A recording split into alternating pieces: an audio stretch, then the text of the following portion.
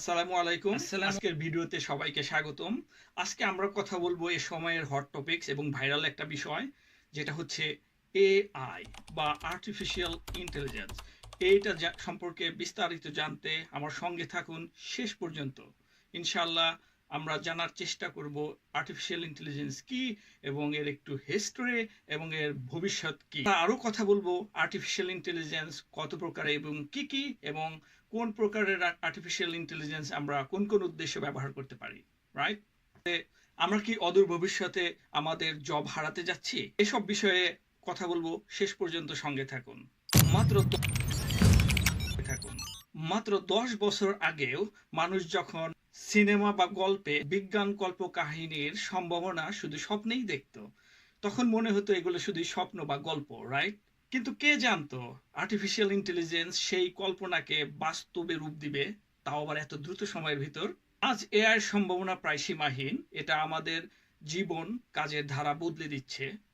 Autonomous vehicle, smart home, কিংবা আমরা যখন অনলাইন শপিং করি, আমাদের যে অটোমেটেড যে সাজেশন যেগুলো আমরা পাই, যে তুমি এটা কিনো, তুমি মনে হয় এটা পছন্দ করো, রাইট? এই যে যে রিকমেন্ডেশনগুলো আমরা পাই, সেগুলো সবই এআই এর অবদান। সবখানেই এআই এর জাদু কাজ করছে, যা একসময় ভাবাই যেত না। এখন জানা যাক এআই কি, কিভাবে কাজ করে, কেনই বা এটা সারা বিশ্বে তোলপাড় সৃষ্টি করেছে। এটা এমন এক অবিশ্বাস্য প্রযুক্তি যেখানে একটা যন্ত্র মানুষের মতো চিন্তা বা বুদ্ধিমত্তাকে নকল করে থাকে। স্পেশালাইজড কোনো সিস্টেম থেকে শুরু করে ভাষা বোঝা বা ল্যাঙ্গুয়েজ ইন্টারপ্রিটেশন, সবই এখন এটা করতে পারে। কিন্তু এই জাদু বা ম্যাজিকটা কিভাবে হয়? আজকাল সবাই নিজেদের প্রোডাক্টকে এআই বলে দাবি করে থাকে, কিন্তু বাস্তবতাটা আসলে একটু ভিন্ন। তাদের অনেক কিছুই আসলে এআই এর একটা ছোট্ট অংশ, যেমন মেশিন লার্নিং। আসলে এআই বানাতে কি লাগে? একটা শক্তিশালী হার্ডওয়্যার, সফটওয়্যার এবং বিশেষজ্ঞ প্রোগ্রামার। পাইথন, জাভা, আর এই ধরনের ল্যাঙ্গুয়েজ ব্যবহার করে লেখা হয় এর কমপ্লেক্স অ্যালগোরিদম। এই অ্যালগোরিদম বিশাল পরিমাণ ডেটা গিলে ফেলে, তার ভেতর থেকে বিভিন্ন প্যাটার্ন এবং সম্পর্ক খুঁজে বের করে থাকে।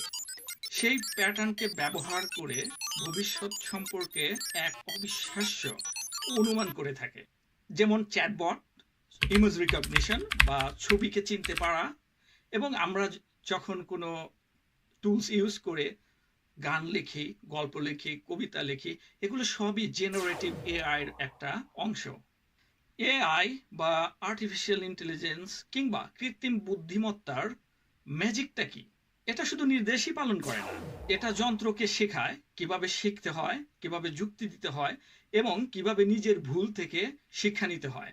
আর সৃজনশীলতার ক্ষেত্রে এআই এক ধরনের বিপ্লব এনে দিয়েছে। এটা মানুষের কল্পনারও বাইরে বিভিন্ন ধরনের আইডিয়া ক্রিয়েট করতে পারে, যেমন গান লিখতে পারে, কবিতা লিখতে পারে, right? Have you ever tried ইট?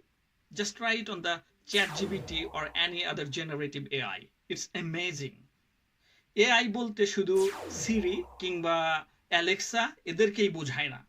মোটা দাগে এআই দুই ধরনের: উইক বা ন্যারো এআই, যেটাকে আমরা দুর্বল এআই বলতে পারি। আরেকটা হচ্ছে স্ট্রং এআই বা শক্তিশালী এআই। দুর্বল এআই বা ন্যারো এআই বা উইক এআই আমাদের চারপাশে ঘুরপাক খাচ্ছে। স্বয়ংক্রিয়কারী কিংবা আইবিএম এর ওয়াটসন, এগুলো সবই ন্যারো এআই এর উদাহরণ। নামে দুর্বল হলেও এরা কাজে অত্যন্ত শক্তিশালী। একটা নির্দিষ্ট কাজ এটা খুবই সুন্দরভাবে করতে পারে, কিন্তু নিজের বুদ্ধি খাটায় না।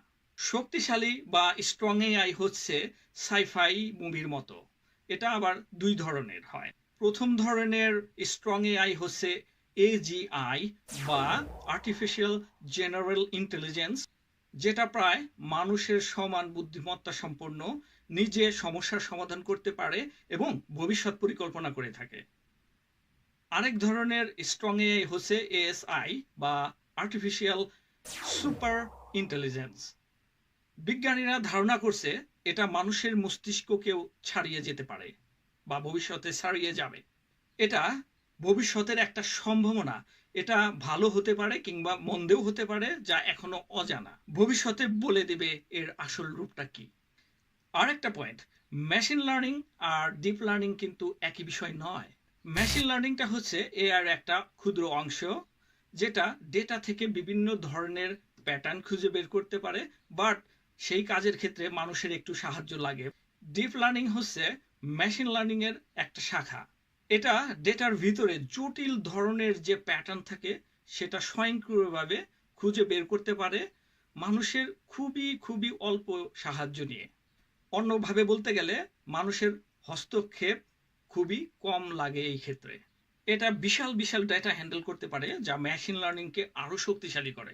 সবচেয়ে মজার ব্যাপার হচ্ছে চিন্তা করার যন্ত্রের ধারণাটা কিন্তু নতুন নয়, এটা পুরাতন বা প্রাচীন গ্রিসেও ছিল। কিন্তু এআই এর বড় বড় মাইলস্টোন গুলো এসেছে ইলেকট্রনিক কম্পিউটারের যুগে। 1950 সালে অ্যালান টুরিং একটা টেস্ট করে, যেটাকে টুরিং টেস্ট নামে আমরা জানি। যন্ত্র কি মানুষের মতো বুদ্ধি করে চিন্তা করতে পারে? এটাই ছিল সেই টেস্টের মূল বিষয়। 1956 সালে জন ম্যাকার্থি আর্টিফিশিয়াল ইন্টেলিজেন্স শব্দটির জন্ম দেয়। তিনি প্রথম এআই প্রোগ্রাম তৈরি করেন, যার নাম হচ্ছে লজিক থিওরিস্ট। 1967 সালে ফ্রাঙ্ক রোজেনব্লাট নামের এক ব্যক্তি প্রথম নিউরাল নেটওয়ার্ক দিয়ে শেখা প্রথম কম্পিউটার তৈরি করে, যার নাম ছিল মার্ক ওয়ান পারসেপ্ট্রন। 1980 থেকে 90 সালের নিউরাল নেটওয়ার্ক থিওরির ব্যাপক উন্নতি হয়। ব্যাক প্রপাগেশন থিওরির ব্যাপক উন্নয়ন ঘটে। ব্যাক প্রপাগেশন থিওরি আসলে স্বয়ংক্রিয়ভাবে শেখা যে কনসেপ্ট বা পদ্ধতি সেটাই। 1997 সালে আইবিএম ডিপ ব্লু বিশ্ব দাবা চ্যাম্পিয়ন গ্যারি কাসপারভকে হারিয়ে দেয়। সতর্কবাণী এবং কিছুটা ভবিষ্যৎবাণী নিয়ে আমরা এখন কথা বলবো, সঙ্গে থাকুন। এআই আমাদের জীবন জগৎ বদলে দেবে, সেটা কিভাবে দেবে সেটা নিয়ে ব্যাপক মতভেদ রয়েছে। বিশেষজ্ঞ স্টুয়ার্ট রাসেল বলেছেন, মানুষকে যদি কোনো একটা কাজ দেওয়া হয় সে অটোমেটিক্যালি কিছু ব্যাপার মাথায় রাখে, যেমন ওই কাজটা করার পাশাপাশি সে মাথায় রাখে অন্য কোনো মানুষের যেন ক্ষতি না হয়, রাইট? কিন্তু এআইয়ের ক্ষেত্রে একটু ডিফারেন্ট। তাকে যদি কোনো কাজ করতে বলা হয় এবং সুস্পষ্ট করে কোনো কিছু না বলে দেওয়া হয়, সে মারাত্মক ধরনের ভুল করতে পারে। যেমন তাকে যদি বলা হয় সমুদ্রের পানির অ্যাসিডিটির পরিমাণটা তুমি ঠিক করে দাও, সে ভয়ানক ভুল করতে পারে সেক্ষেত্রে। যেমন সে অক্সিজেনের 25% নষ্ট করে ফেলতে পারে, যা একটা ভয়ানক ভুল। সবচেয়ে মজার ব্যাপার হচ্ছে এআই নিজেই জানে না যে সে জানে না। এই বিষয়গুলো আমাদের মাথায় রাখতে হবে যখন আমরা এআই নিয়ে কাজ করব বা অতি মাত্রায় উৎসাহিত হব। সতর্কবাণীর পাশাপাশি আরেকটা ব্যাপার আছে চাকরি হারানোর ভয়। এটা এখন হট টপিকস। অনেক প্রোগ্রামার, অনেক পেশাজীবী মানুষ চিন্তিত সারা বিশ্বে যে এআই তাদের জবগুলো নিয়ে নিবে। এবং কি আমরা প্রতিনিয়ত পত্রিকায় দেখতে পাচ্ছি প্রচুর লে অফ হচ্ছে এআই এর কারণে। এআই প্রোডাক্টিভিটি বাড়িয়ে দিয়েছে, যার কারণে যেখানে হয়তো 10 জন লোক লাগতো এখন সেখানে হয়তো 5 জন লোকই হয়ে যাচ্ছে। ভবিষ্যতে এর সংখ্যা আরো কমতে পারে, রাইট? এটা একটা স্পেকুলেশন। সো এটাও আমাদের মাথায় রাখতে হবে। যন্ত্র কাজ করলে মানুষের কাজ কমে যাবে, এই ধরনের ভয় 1930 সালে জন কেইন্স নামের এক ভদ্রলোক বলেছিলেন। এআই এর আশঙ্কাকে আরো বাড়িয়ে তুলেছে। অতিমাত্রায় যন্ত্রের উপর নির্ভরশীল হলে আমরা কি আমাদের সভ্যতা বুঝতে পারবো কিংবা আমাদের প্রজন্মকে শেখাতে পারবো? এটা একটা বিশাল প্রশ্ন। আমরা যে শক্তিশালী বা স্ট্রং এআই নিয়ে কথা বললাম সেটা এখনো আমাদের মাঝে আসেনি। এটা কখন আসতে পারে? কেউ বলেন এটি শতাব্দীর শেষে আসতে পারে, আবার কেউ বলে মাঝামাঝি অ্যারাউন্ড 2045 সাল নাগাদ আসতে পারে। আবার জন ম্যাকাফির মতো বিশেষজ্ঞ লোক বলে থাকেন এটা উন্নয়ন হতে 5 থেকে 500 বছর লাগতে পারে। এর জন্য দরকার হবে আইনস্টাইনের মতো মেধাবী লোক, কারণ এত বড় শক্তি নিয়ন্ত্রণ করা কিন্তু সহজ নয়। শেষ কথা, এআইয়ের যাত্রা সবে শুরু। এটা আমাদের জন্য ভয় এবং আশা দুটোই নিয়ে আসছে। ভবিষ্যৎ কেমন হবে এটা নির্ভর করছে আমরা এটাকে কিভাবে তৈরি করব এবং কিভাবে ব্যবহার করব তার উপর।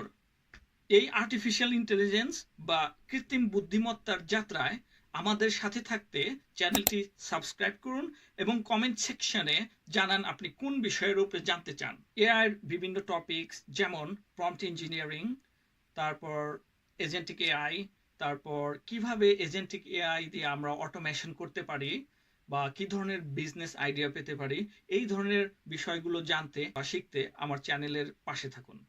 আমি এআই রিলেটেড অনেক কাজ করে থাকি আমার দৈনন্দিন চাকরি ক্ষেত্রে। আমি আমার দৈনন্দিন জীবনে কিভাবে এআই ইউজ করি তার অভিজ্ঞতা তুলে ধরবো ইনশাল্লাহ। আর নোটিফিকেশন টার্ন অন করতে ভুলবেন না, যাতে কোনো ভিডিও মিস না করেন। পরের ভিডিওতে আবার দেখা হবে। আজকের মতো এতটুকুই। আসসালামু আলাইকুম, সবাই ভালো থাকুন।